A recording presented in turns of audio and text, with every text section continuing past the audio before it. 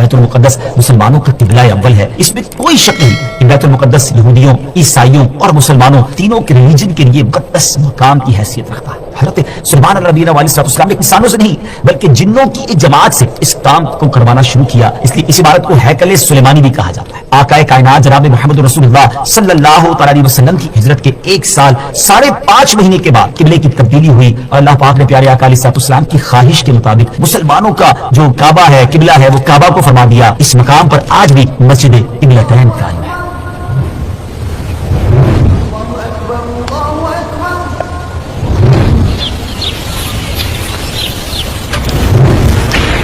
अस्सलामु अलैकुम व रहमतुल्लाहि व बरकातुहू। व्यूअर्स, कैसे हैं आप सब? ठीक हैं? एक बार फिर क़यामत की निशानियां एपिसोड लेकर हाजिर हैं और आज के एपिसोड बड़ी अमेजिंग है। एक ऐसा तफसीली वाकया है कि जब इसको सुनते हैं, पढ़ते हैं तो ईमान ताज़ा हो जाता है। याद रहे कि अल्लाह पाक के आखिरी नबी जनाब मोहम्मद अरबी सल्लल्लाहु अलैहि वसल्लम ने गैब की खबर देते हुए अपनी उम्मत से इरशाद फरमाया कि क़यामत से पहले 6 चीजें गिन कर रखो। नंबर 1 मेरी वफात, नंबर 2 बैतुल मुक़द्दस की फतह, नंबर 3 फिर ताउन की वबा जो बकरियों की गुठलियों की तरह तुम्हारे अंदर शुरू हो जाएगी, नंबर 4 इस कदर माल की कसरत हो जाएगी कि किसी आदमी को 100 दिनार देने पर भी वो खुश नहीं होगा, नंबर 5 एक ऐसा फितना उठेगा कि अरब का कोई घर बाकी नहीं रहेगा जिसमें फितना दाखिल ना हुआ हो, नंबर 6 तुम्हारे और रूमियों के दरमियान एक स्लो होगी और रूमी अहद शिकनी करेंगे और वो 80 झंडे लेकर तुम्हारे ऊपर हमला आवर होंगे और हर झंडे के नीचे 12,000 फौज होगी। ये 6 निशानियां नबी पाक सल्लल्लाहु अलैहि वसल्लम ने तफसील के साथ क़यामत की निशानियों के बारे में बयान की। इस हदीस पाक में जो दूसरी निशानी बयान की गई यानी बैतुल मुक़द्दस की फतह, इस बारे में आज ही हमारी एपिसोड होगी। ये तो आपने सुनी लिया कि हदीस पाक में इसे क़यामत की निशानी के तौर पर फरमाया गया है। इस बारे में मजीद बात करने से पहले आइए पहले जरा बैतुल मुक़द्दस के बारे में कुछ सुनते हैं कि ये किस जगह को कहा जाता है और इसकी तारीख क्या है। बैतुल मुक़द्दस मुसलमानों का किबला अव्वल है। ये फलस्तीन के शहर अल कुद्स में वाक़े है। बाज़ ने इस शहर को भी बैतुल मुक़द्दस कहा है। बैतुल मुक़द्दस की तारीख देखें तो इसमें कोई शक नहीं कि बैतुल मुक़द्दस यहूदियों, ईसाइयों और मुसलमानों तीनों के अदियान यानी तीनों के रिलीजन के लिए मुक़द्दस मकाम की हैसियत रखता है। इसको अल कुद्स का नाम क्यों दिया गया, इसके बारे में हकीम उल उम्मत मुफ्ती अहमद यार खान नईमी रहमतुल्लाहि तआला लिखते हैं कि चूंकि इस जमीन में हजरात अंबिया के मज़ारात बहुत हैं, इसलिए इसे कुद्स कहा जाता है। जमीन का ये टुकड़ा अंबिया और सुलहा यानी नेक लोगों का मरकज रहा है। हजरत सैयदना सुलेमान अलैहिस्सलाम का मजार मुबारक और आलम इस्लाम की मशहूर और मारूफ मस्जिद अक्सा भी इसी शहर में वाक़ है। रही ये बात कि इसका संग बुनियाद कब रखा गया, तो इस बारे में कहा जाता है कि काबा मुअज़्ज़मा की बुनियाद डालने के 40 साल बाद सैयदना आदम अलैहिस्सलाम या उनकी औलाद में से किसी ने इसकी बुनियाद डाली। फिर इसकी तामीर हजरत सैयदना साम बिन नूह अलैहिस्सलाम ने की। फिर एक अरसे के बाद हजरत सैयदना दाऊद अलैहिस्सलाम ने बैतुल मुक़द्दस की बुनियाद इसी मकाम पर रखी जहां हजरत सैयदना मूसा अलैहिस्सलाम का खैमा दस्तक किया गया था। इस इमारत के पूरा होने से कबल हजरत सैयदना दाऊद अलैहिस्सलाम ने कब्ज़ कर ली। अब इसी तरह आप असा पर टेक लगाए खड़े रहे। जी हाँ, दुनिया से आप जा चुके थे, विसाल फरमा चुके थे, मगर आपका जो मुबारक जिस्म है वो असा पर टेक लगाए खड़ा रहा। ये अल्लाह की शान है। हजरत सुलेमान अलैहिस्सलाम का ये मौजज़ा भी है। यहाँ एक और दिलचस्प बात आपको बताता चलूं कि जब हजरत सुलेमान अलैहिस्सलाम हयात थे तो जिन्नात को रात की रुखसत भी मिल जाती थी, वो दिन में काम करते थे। हजरत सुलेमान अलैहिस्सलाम भी आराम करने चले जाते थे, मगर आप चूंकि अब खड़े ही थे तो अब जिन्नात को दिन रात राउंड द क्लॉक काम करना पड़ गया। हर वक्त वो आप खड़े रहे तो आपको इजाजत मांगते थे, लेकिन किसी में हिम्मत नहीं होती थी कि वो इजाजत मांगने आपसे मांगे, तो आपसे इजाजत भी नहीं मांग सकते थे। तो जिन्होंने 4 साल तक यक लख्त, जी हाँ ऑल द वे, दिन रात बराबर काम किया।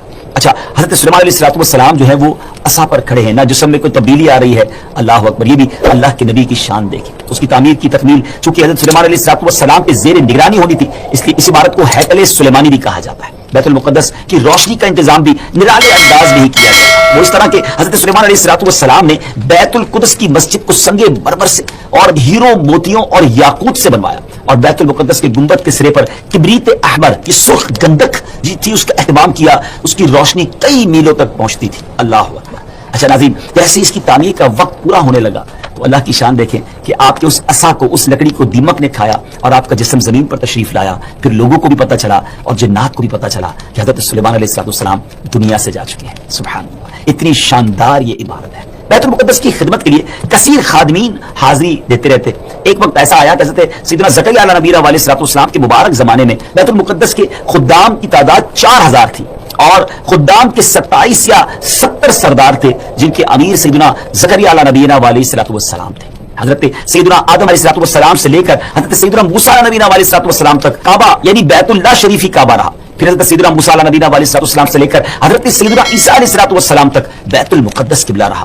جب آقا کائنات جناب محمد رسول اللہ صلی اللہ تعالی علیہ وسلم کی آمد ہوئی اور آپ نے اعلان نبوت فرما کر اسلام کی تعلیم اور ارشاد کا سلسلہ شروع کیا تو مکہ مبارک میں جتنا عرصہ رہے اس وقت تک بھی مسلمان بیت المقدس کی طرف رخ کر کے عبادت کرتے تھے. پھر نبی پاک علیہ السلام نے مدینے کی طرف ہجرت فرمائی اور ہجرت کے بعد مدینہ منورہ میں بھی مسلمان 16 یا 17 مہینے تک بیت المقدس کی طرف رخ کر کے نمازیں پڑھتے رہے. ہجرت کے 1 سال 5.5 مہینے کے بعد 15ویں رجب پیر کے دن مسجد بنی سلمہ میں نماز ظہر کے درمیان قبلے کی تبدیلی ہوئی اور اللہ پاک نے پیارے آقا علیہ السلام کی خواہش کے مطابق مسلمانوں کا جو کعبہ ہے قبلہ ہے وہ کعبہ کو فرما دیا اور اب مسلمان کعبے کی طرف رک کر کے نماز ادا کرنے لگے. اس مقام پر آج بھی مسجد قبلتین قائم ہے. حضرت سلیمان علیہ السلام کے بعد بنی اسرائیل کے زوال کے ساتھ ہی بنی اسرائیل 2 حصوں میں منقسم ہو گئے، تقسیم ہو گئے.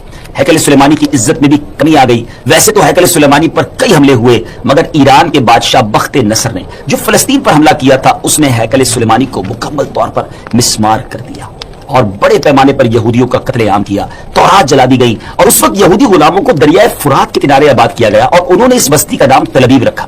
اس کے بعد ایران کے پہلے کسرا خسرو نے یہودیوں کو واپس فلسطین جانے کی اجازت دے دی. تب وہ جنوبی فلسطین میں آ کر آباد ہوئے اور ہیکل سلیمانی کی اثر نو تعمیر کی مگر یہ تعمیر بھی زیادہ عرصے قائم نہ رہ سکی اور 70 عیسوی میں روم کے بادشاہ توتس نے ایک مرتبہ پھر ہیکل سلیمانی پر حملہ کیا، اسے مسمار کر دیا اور یہودیوں کو فلسطین کے جنوبی حصے سے بھی نکال دیا. یہ فلسطین مکمل طور پر یہود سے خالی ہو گیا تھا. حضرت عمر فاروق رضی اللہ تعالیٰ عنہ کے عہد خلافت میں جب فلسطین فتح کیا گیا اس وقت وہاں عربی النسل قبائل آباد تھے. اسلامی لشکر کے سرہ سالار سیدنا ابو عبیدہ بن جراح رضی اللہ تعالیٰ عنہ نے فتح یرموک کے بعد اسلامی لشکر کے ساتھ آپ دمشق آ چکے تھے. آپ نے اپنے اصحاب سے مشورہ کیا کہ قیصاریہ روانہ ہو یا بیت المقدس. حضرت سیدنا معاذ بن جبل رضی اللہ تعالیٰ عنہ کے مشورے پر عمل کرتے ہوئے سیدنا فاروق اعظم رضی اللہ تعالیٰ عنہ کی بارگاہ میں ایک مکتوب روانہ کیا گیا.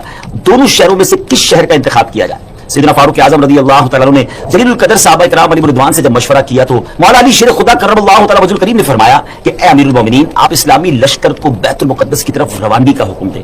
وہ پہلے بیت المقدس کو فتح کرے پھر قیصاریہ کی طرف جائیں کیونکہ رسول پاک علیہ السلام نے پہلے مجھے بیت المقدس کی فتح اور بعد میں قیصاریہ کی فتح کی خوشخبری دی تھی. یہ سن کر سیدنا فاروق اعظم رضی اللہ تعالیٰ نے فرمایا اے ابو الحسن آپ نے سچ کہا. پھر سیدنا ابو عبیدہ بن جراح رضی اللہ تعالیٰ کی طرف پہلے بیت المقدس اور پھر قیصاریہ روانگی کا حکم لکھ کر روانہ کر دیا. ڈیئر ویورز ہے نا بڑی عجیب داستان، بڑی ایمان افروز داستان. سیدنا ابو عبیدہ بن جراح رضی اللہ تعالیٰ کو جیسے ہی امیر المومنین کا مکتوب ملا آپ نے روزانہ 5000 مجاہدین لشکر بیت المقدس روانہ شروع کر دی. یعنی 5000 مجاہدین ڈیلی روانہ ہوئے. بیت المقدس کا جو قلعہ تھا جو فورٹ تھا وہ بڑا مضبوط تھا. رومیوں نے یرموک کا حال سن کر پوری تیاری کر رکھی تھی. اسلامی لشکر کے جاتے ہی انہوں نے قلعے کا محاصرہ کیا، اس کو سراؤنڈ کر لیا. حضرت ابو عبیدہ بن جراح رضی اللہ عنہ کے حکم سے روزانہ اس فورٹ پر اس قلعے پر حملہ کیا جاتا. 11 دن تک حملہ کرتے رہے مگر کوئی خاص پیش رفت نہ ہوئی، کوئی پروگرس نہ ہو رہی تھی. 11ویں دن خود سیدنا ابو عبیدہ بن جراح رضی اللہ عنہ سیدنا خالد بن ولید رضی اللہ عنہ تشریف لائے. مجاہدین نے تکبیر و تحلیل کی صدائیں بلند کی، خوب نعرے لگائے. تو رومیوں کو بھی معلوم ہو گیا کہ اسلامی لشکر قلعے پر حملہ کرتا، رومی تیروں کی برسات کرتے، دونوں طرف سے جانی نقصان بھی ہوتا، سپاہی زخمی بھی ہوتے. لڑائی 4 ماہ تک جاری رہی. جی ہاں ویورز 4 منتھ تک یہ لڑائی جاری رہی. اہل شہر تنگ آ گئے. وہ دوبارہ اپنے جو سردار تھا جو ان کا لیڈر تھا کمامہ اس کے پاس گئے، ساری صورتحال بیان کی. وہ نصرانی راہب جو تھا وہ پھر قلعے کی دیوار پر آیا اور سیدنا ابو عبیدہ بن جراح رضی اللہ تعالیٰ عنہ سے کہنے لگا کہ ہم ہر حال میں تم سے جنگ کریں گے، البتہ ہمارے شہر کو صرف ایک ہی شخص فتح کرے گا جس کے اوصاف ہماری کتابوں میں لکھے ہوئے ہیں، وہ تم نہیں ہو. سیدنا ابو عبیدہ بن جراح رضی اللہ عنہ نے فرمایا کہ تمہاری کتابوں میں اس کے کیا اوصاف لکھے ہوئے ہیں؟ اس نے کہا وہ ہم تمہیں نہیں بتائیں گے، البتہ اسے دیکھ کر ہم فوراً پہچان لیں گے کہ یہ وہی شخص ہے. اگر ہم تم اس کا نام جاننا چاہتے ہو تو ہم اس کا نام بتا سکتے ہیں. اللہ اکبر. ان کی کتابوں میں اس صحابی کا نام بھی موجود تھا. آپ رضی اللہ تعالیٰ نے فرمایا کہ ٹھیک ہے تم اس کا نام ہی بتا دو. اس نصرانی راہب نے کہا کہ جو شخص ہمارے اس شہر کو فتح کرے گا وہ محمد رسول اللہ صلی اللہ علیہ وسلم کا صحابی ہوگا اور اس کا نام عمر بن خطاب ہے جو فاروق کے لقب سے مشہور ہوگا اور وہ نہایت سخت گیر ہوگا، اللہ کے کاموں میں کسی ملامت کرنے والے کی ملامت کی پرواہ نہ کرے گا. سیدنا ابو عبیدہ بن جراح رضی اللہ تعالیٰ نے جیسے یہ سنا تو مسکرا دی اور خوش ہو کر فرمایا فتحنا البلد ورب الکعبہ، یعنی رب کعبہ کی قسم ہم نے اس شہر کو فتح کر لیا. پھر آپ اس راہب کی طرف متوجہ ہوئے فرمایا تم جن کا ذکر خیر کر رہے ہو طے فرماتے اور ظہر کے وقت کسی مقام پر ٹھہر جاتے, وہاں اپنے اصحاب کو واضح نصیحت فرماتے, اللہ عز و جل کا خوف, عبادت کا تذکرہ, آخرت وغیرہ پر مشتمل بیان فرماتے, اور اس کے بعد ستو اور کھجور وغیرہ سے اپنا لنچ کرتے تھے. کیسا سادہ کھانا تھا امیر المومنین کا. جن جن راستوں سے آپ گزرتے تھے وہاں کے لوگ اپنے مقدمات, اپنی عرضیاں لے کر آپ کے پاس آئے. مومنین, آپ کی تشریف آوری کے انتظار میں پورا اسلامی لشکر اپنی آنکھیں بچھائے, پلکیں بچھائے ہوئے ہیں, اور گردنیں اٹھا اٹھا کر لوگ مدینہ منورہ سے آنے والے راستے پر نظریں جمائے ہوئے ہیں. ہر شخص آپ کے دیدار کے لیے بے چین ہے.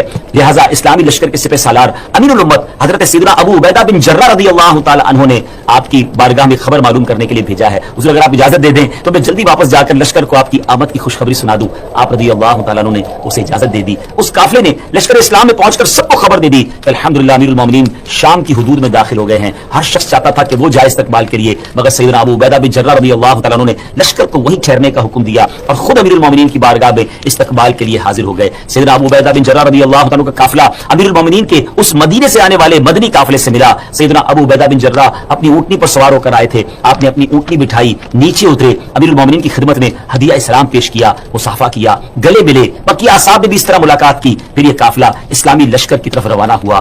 اللہ اکبر, سوچئے کیسا منظر ہوگا جب یہ قافلہ بیت المقدس پہنچا. مجاہدین نے نہایت شاندار استقبال کیا. تمام مجاہدین نے آپ سے ملاقات کی, آپ کی دستبوسی کی. پھر آپ نے ان سے نہایت فصیح و بلیغ خطبہ بھی دیا. تمام مجاہدین کو اعمال صالحہ, تقوی و پرہیزگاری وغیرہ اختیار کرنے کی نصیحت اور تنبیہ فرمائی. خطبے سے فارغ ہو کر سیدنا ابو عبیدہ بن جرہ رضی اللہ تعالیٰ عنہ نے ملک شام کی جنگوں کو بالتفصیل بیان کیا. جنہیں سن کر تھا کہ لشکر اسلام پر لرزہ طاری ہو گیا.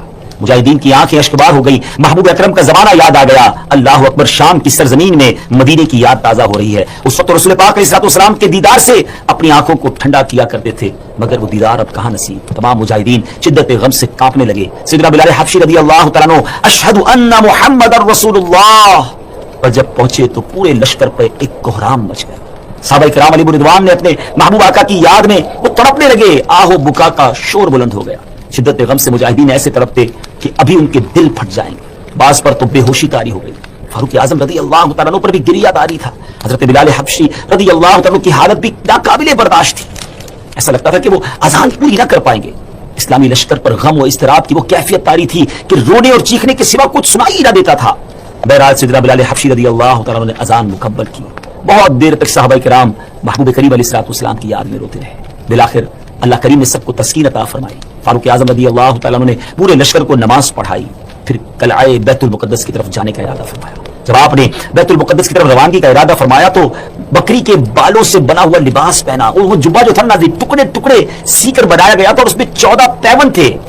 ایک پیون جو ہے وہ چمڑے کا بھی اس میں تھا. اتنا سادہ, اور جس کو آپ نے بالکل کم پیسوں والا لباس. اسلامی لشکر کے تمام سرداروں نے آپ سے گزارش کی, حضور آج تو بڑا اہم دن ہے, آپ اچھے کپڑے آج زیب تن کیجیے, اچھے گھوڑے پر سوار ہوں. آج آپ کو بیت المقدس کے بعد دستانی راہب نے کمامہ نے بلند آواز سے شور کرتے ہوئے اپنی قوم کو پکار کر کہا, خدا کی قسم یہ وہی شخص ہیں جن کی صفات ہم نے اپنی کتابوں میں پڑھی ہیں, اور ان کے ہاتھوں پر ہمارا شہر فتح ہوگا. پھر اس کمامہ نے اپنی قوم کو جھڑکتے ہوئے اور ڈانٹتے ہوئے کہا کہ سختی ہو تم پر, یہ کیا تاخیر ہے, قلعے سے جلدی اترو, ان کے پاس جاؤ, ان سے امان اور ذمہ داری حاصل کرو. خدا کی قسم محمد بن عبداللہ علیہ الصلوۃ والسلام کے یہ صحابی ہیں. جب رومیوں نے کمامہ کا فرمان سنا تو وہ جلدی جلدی قلعے کی دیوار سے اترے. شہر کے دروازے کھول دیے گئے. دوڑتے ہوئے فاروق اعظم رضی اللہ تعالیٰ کی بارگاہ میں حاضر ہوئے. سلو اور امان کی درخواست کرنے لگے. آپ رضی اللہ تعالیٰ نے اللہ پاک کا شکر ادا کرتے ہوئے اپنے اونٹ پر ہی سجدہ شکر ادا کیا, اور پورے شہر والوں کو امن و امان اور اس کا جو پروانہ تھا وہ جاری کر دیا. عہد و پیمان ہو گئے. دوسرے دن آپ رضی اللہ تعالیٰ عنہ نے بعد نماز فجر عظیم و شان فتح و نصرت کے ساتھ بیت المقدس کے قلعے میں داخلہ فرمایا. اس کے بعد کئی 100 سال تک بیت المقدس مسلمانوں کے قبضے میں رہا. بعد ازاں تقریباً 11ویں صدی عیسوی میں بیت المقدس عیسائیوں کے قبضے میں چلا گیا, جسے سلطان صلاح الدین ایوبی رضی اللہ تعالیٰ عنہ نے 1187 عیسوی میں دوبارہ فتح کیا, اور بیت المقدس دوبارہ مسلمانوں کے قبضے میں آ گیا, اور پہلی جنگ عظیم تک ترک عثمانیہ خلافت کے زیر انتظام رہا. اللہ پاک ہمیں اپنی نعمتوں کا شکر بجا لانے کی توفیق عطا فرمائے, اور ہمیں پھر قبلہ اول نصیب فرمائے. بہرحال ناظرین, ہم نے یہ جو آج ایپیسوڈ سنی ہے بیت المقدس کی فتح, اس کا مطلب یہ ہوا کہ یہ نشانی پہلے بھی ہو چکی ہے, اور ہم اللہ سے دعا کرتے ہیں کہ ایک بار پھر ہمیں بیت المقدس مسلمانوں کا قبلہ اول نصیب فرمائے. تو یہ آج کی نشانی, قیامت کی نشانی جو تھی وہ ہم نے سنی, اور امید ہے کہ اس سے بہت ساری معلومات بھی ملی, ہمیں لیسن بھی ملے. اللہ مجھے اور آپ کو عمل کرنے کی توفیق عطا فرمائے. آپ اگر پرابلم میں ہیں, روزی کے مسائل ہیں, اولاد نہیں ہو رہی ہے, یا کوئی بھی پرابلم ہے, واقعہ سنیے. حضرت امام حسن بصری رحمۃ اللہ تعالی, بہت بڑے بزرگ, ایک شخص آیا, آ کر کہتا ہوں کہ بارش نہیں ہو رہی ہے, قحط کی پوزیشن آ گئی ہے, بارش نہیں ہو رہی, دعا فرمائے, وظیفہ عطا فرمائے. آپ نے فرمایا استغفار کرو, وہ چلا گیا. اچھا ایک بزرگ بیٹھے تھے ان کے پاس, حضرت ربیع بن صبیح رحمۃ اللہ, وہ دیکھ رہے تھے. دوسرا بندہ آیا, کہہ رہا وہ تنگ دستی ہے, کاروبار میں ڈاؤن ہے, رزق میں تنگی ہے. آپ نے فرمایا استغفار کرو. تیسرا شخص آیا, کہتا حضور اولاد نہیں ہو رہی ہے, حصول اولاد کے